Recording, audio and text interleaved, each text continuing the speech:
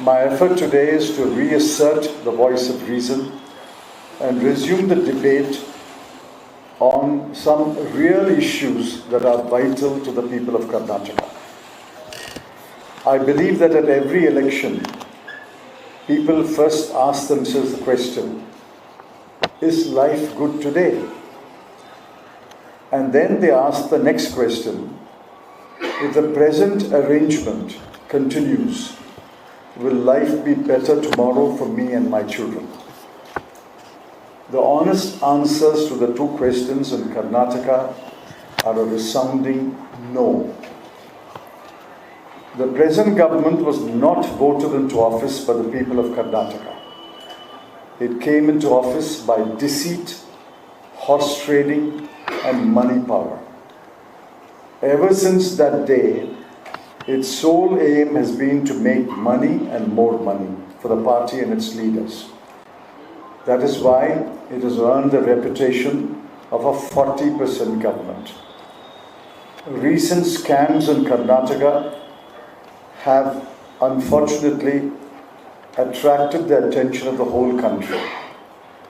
The land grant scam of 2021, allegedly involving 350 crore rupees, the TDR scam allegedly running into thousands of crores of rupees, the land conversion scam allegedly causing a loss of 250 crore rupees, and the scam of issuing illegal kattas allegedly causing a loss of 200 crore rupees to the BBMP. If the BJP continues in office after the election, it will be emboldened to continue its activities unhindered and bring great shame to the fair name of Karnataka. I have looked at various sectors. I have given my thoughts on the various sectors in Karnataka. Education, for example, I pointed out in public schools, 75,000 classrooms are dilapidated. 328 schools are without toilets for children. 1,001 schools are without toilets for girls. The BJP promised free laptops for students, an agri-science university at Harihara and Beltangadi, 2 fisheries universities, a multi-skill university, an aeronautical university at Belgavi, Raitu Bandhu agro-processing technical training institutes at Kolar, Belgavi, Vijaypura, Chitradurga and Haveri. What happened to those promises? In healthcare, the response of the BJP government to the COVID-19 pandemic was a tragic tale of utter mismanagement and ineptitude. On agriculture, the so-called double-engine government promised to double the income of farmers, but farmers have only become poorer and more in debt. As per National Crime Reports Bureau data of 2021, 20% of all farmer suicides in the country take place in Karnataka. 20% of all farmer suicides take place in Karnataka. The Upper Krishna project's third phase has been delayed, affecting lakhs of farmers. Sugarcane farmers' dues have not been paid for 4 to 5 years. What happened to the Raitu Bandhu Avarta Nidhi for price support? They promised a Raitu Bandhu service with 5 officers in each taluka. What happened to that? They promised a food park in Mandya district, Sanjeevi organic store in each district, and cattle feed factories in every district. What happened to them? In employment, they promised the Visveshwaraya Udyoga scheme for youth. What happened to it? Sindhu Lakshmana training centers will be set up and army veterans will train youth for recruitment to the Central Armed Police Forces. What happened to that scheme? Auto drivers are still waiting for the promised 50% subsidy to buy electric autos and accident insurance cover up to 3 lakhs. Economy. The state's economy is in a very poor condition. The state's debt today is 5,19,000 crore. Since 2020, 1,258 companies have shut down, resulting in a loss of 83,190 jobs. 13 public sector undertakings are non-functional. 37 public sector undertakings have accumulated loss of over 6,000 crore. Infrastructure, less said the better.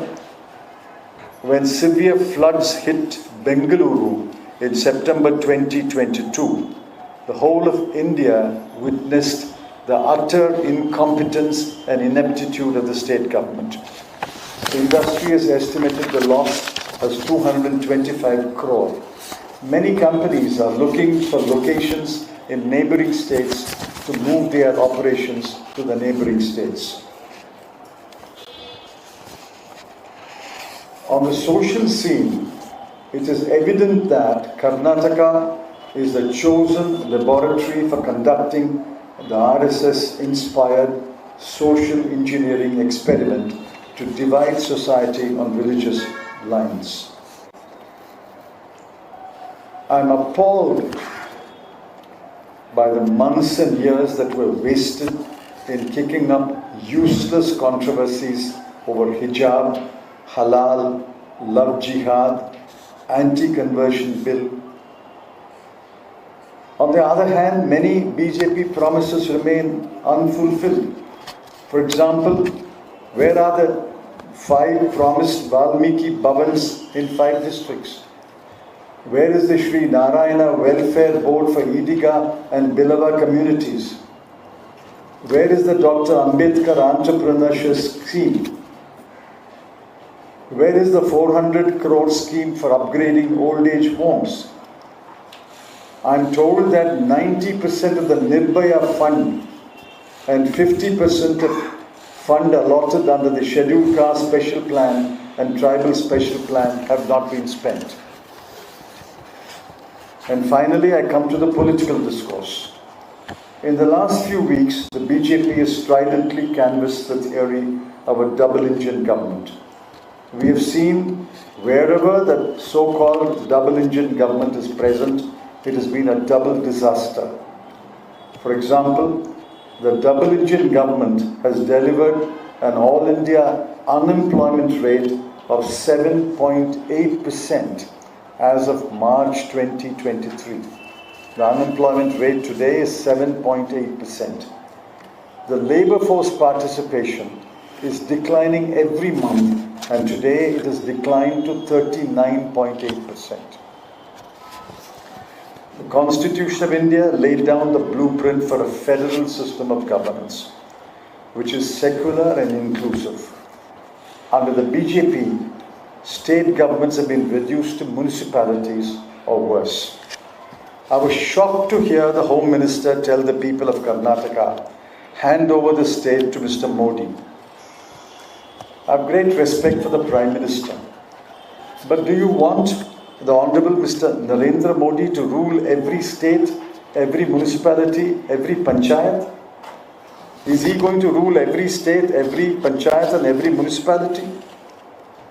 I'm afraid we are moving towards an autocracy where one person will prevail over all matters, big and small.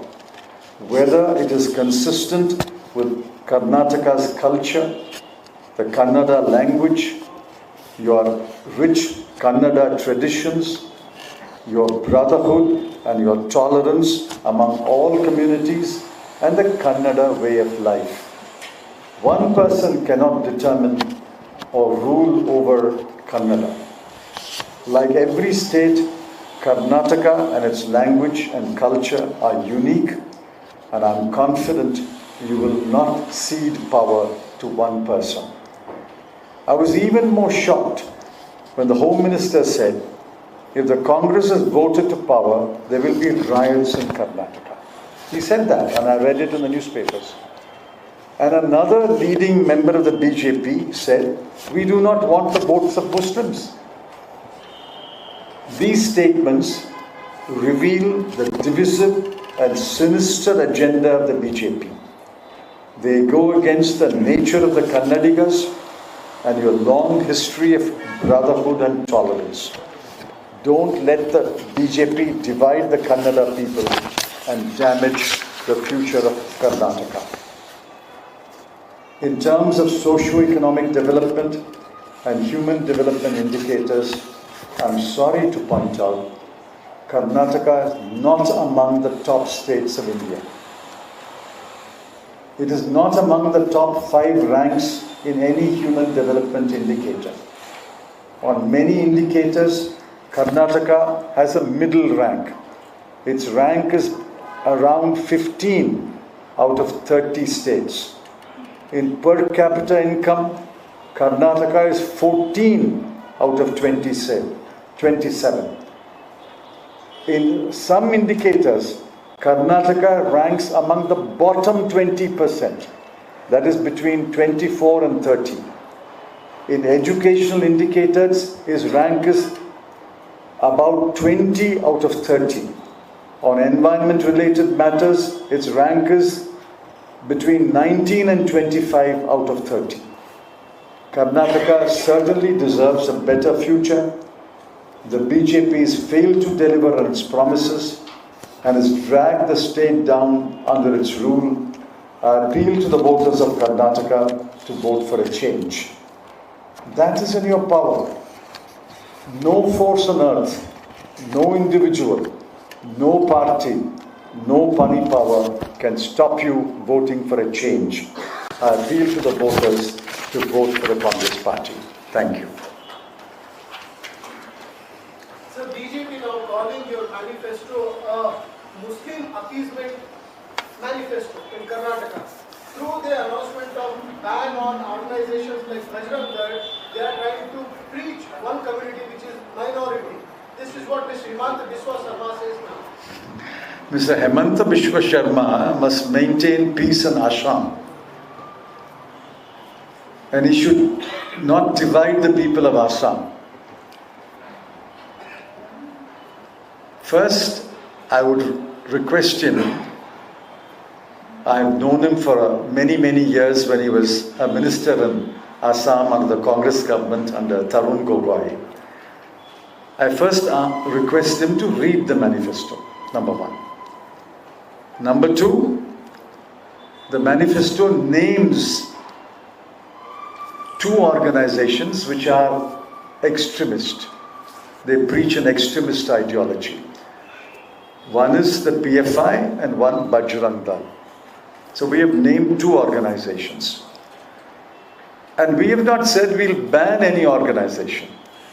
We said, and let him read it again, we will take decisive action under law. Under law. He should underline that. And the law will decide whether the organization should be banned or not. No individual can decide. If Mr. Hemanta Biswa Sharma had power, he may even ban the Congress party in Assam.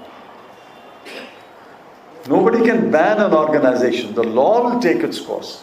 Sir, you are expert in education as well. What do you... I'm not an expert. You take that back and ask a question. What do you say about the Karnataka state new education policy which you are proposing instead of NEP?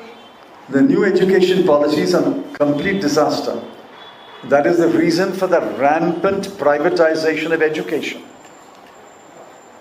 There are over 10 lakh children, according to a report in the Hindu. There must be a Hindu correspondent here. Over 10 lakh children in Karnataka who are out of school. They are not in school. Why? Because of the privatization of education. Today, a middle class family cannot afford to pay the fees of private schools and private colleges. The new education policy is the single biggest reason why there is rampant privatization of education all over India. That is one reason, good enough reason to oppose the new education policy. There are many other things. The new education policy also imposes Hindi. Please read the new education policy. Yes.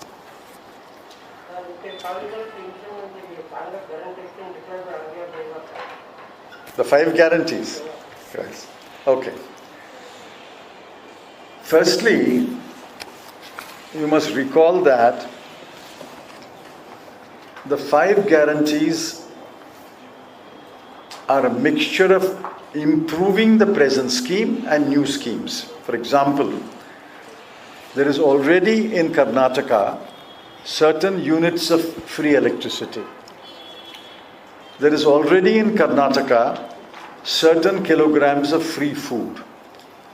So when you say we will give 200 units of free electricity and 10 kilograms of food, you are improving upon the existing scheme. And the other 3 are new schemes. Graha Lakshmi, Yuva Nidhi and Shakti free transport for women are new schemes. I have looked at the numbers.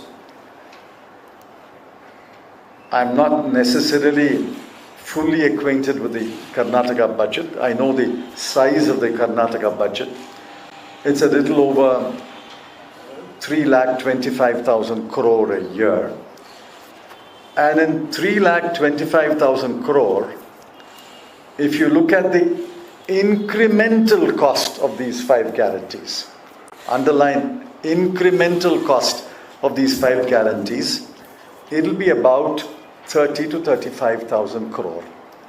Now, in my humble view, 10% of the budget being devoted to essential welfare schemes is absolutely necessary. These are welfare measures. It's the Prime Minister alone who makes a distinction between remedy and welfare measure. Shortly put, if the BJP announces something, it is a welfare measure. If the Congress announces something, it becomes a remedy, is it? These are welfare measures. These are necessary welfare measures. And there are welfare measures with what economists will call externalities. For example, when you allow women to travel free in public transport, it is not a woman traveling free. It has tremendous externalities. First of all, her mobility improves, her communication improves, her ability to work at a place 10 kilometers away from her home improves. So there are externalities. Each one of these measures has externalities, and that is why I say these are well thought out welfare measures, and the budget of Karnataka can accommodate it. Besides, the budget will not remain 3,25,000 crore every year. The size of the budget will increase every year. It will increase at least by about 15% every year. So by the time 5 years is over, this 3,25,000 crore will become close to 6 lakh crore. Therefore, it's perfectly doable, and I'm confident that the Congress government will implement these promises. Sir, you mentioned that you would try and increase the reservation from 50% to 75%. There's already been a huge uproar about this in Karnataka, the Muslim reservation, the Lingayat reservation. How do you legally propose to go ahead with this? No, they have said so. We will try to find a legal way. The matter is pending in the Supreme Court. Whether the 50% limit is sacrosanct is pending in the Supreme Court. For example, Tamil Nadu has 69% reservation. Many states in the Northeast have virtually 100% reservation. And a Supreme Court bench which ruled on EWS reservation breached the 50% and said this 50% is not an inflexible limit. Therefore, when the manifesto says we will find a legal way, legal measures to increase the reservation, I suppose they mean that they will take up this legal battle to the Supreme Court and try to win the battle. The battle is already there. Sir, what is your opinion about Modi, Narendra Modi allegation against 80% See, India became independent only when Mr. Narendra Modi became Prime Minister in May 2014. The entire history of India before that is a black history. He says everything happened after the BJP came to power and after he came to power. So let's not attach much importance to the Honorable Mr. Narendra Modi's characterization of the UPA government as a corrupt government. Let's leave it there. Let's focus on what the Karnataka Contractors Association in a letter said. We didn't say that. The Karnataka Contractors Association in a letter said that the Karnataka government collects 40% commission for every project, which is why we are calling this government 40% commission government. And Mr. Narendra Modi should answer that. The Karnataka election is in Karnataka. Sir, if you have seen the manifesto of BJP, how do you compare Congress manifesto with that, sir? Well, clearly the BJP manifesto is a costlier print. I agree. It's a glossier printing and costlier paper. See, the BJP manifesto is, according to me, overshadowed by two issues: Uniform Civil Code and NRC. I want to humbly caution the people of Karnataka. This is the pernicious agenda that is creeping into the south of India. It is there in the north of India. We will fight it there. It started in Assam.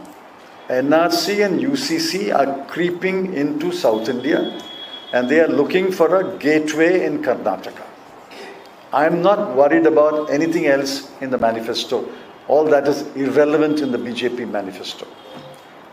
I am concerned deeply about the promise of UCC and NRC. This will divide Karnataka. This will polarize Karnataka. This will create social conflict. And they will try to enter other states. For example, in my state, we will fiercely resist these pernicious ideas entering Tamil Nadu. But my humble appeal to the people of Karnataka is fiercely resist and stop the entry of these sinister, pernicious agenda into Karnataka. Sir, there has been a movie that's going to release, the Kerala story, which claims that around 32,000 women in Kerala converted to Islam through love jihad and was recruited by the ISI. Now, the Congress in Kerala has called for a ban on the film. What do you have to say? Is this story true? That's what. Is the story... No, the story that the Congress is opposing is true. But is the story of that film true? It's a fake story, isn't it? I went to I went to Kerala last week, and nobody told me about thousands of women being converted to Islam. It's a fake story. So the Congress party and the CPM are both right in criticizing this film and asking for legal action against the film. I don't know the details, but if it's a fake story, you can't propagate a fake story in the form of fiction or documentary. So, sticking with the previous question of UCC and NRC as well, yesterday the Assam Chief Minister Himanta Biswas has said that UCC couldn't be implemented in Assam because of extremist forces. And he also says that Muslim women will always remain second class, because if UCC is not implemented here. Please understand, UCC is the polarizing idea. The matter was referred to a law commission. The law commission said it's not possible to draft a uniform civil code because each religion has its own personal laws. Why do you think the founding fathers of India put uniform civil code in the directive principles of state policy? Because it's a difficult exercise. And in the name of UCC, you are introducing a divisive agenda. If the people want a UCC, there will be a clamor for UCC. No government should try to impose UCC upon people. That's the point. We recognize that UCC is there in the directive principles of state policy. But the UCC that you are proposing, namely a government drafted, government directed UCC, is an imposition on the people. But the people must be ready, people must clamor, people must ask. So I think this is not the right time for a government-sponsored UCC. Let there be a mass movement.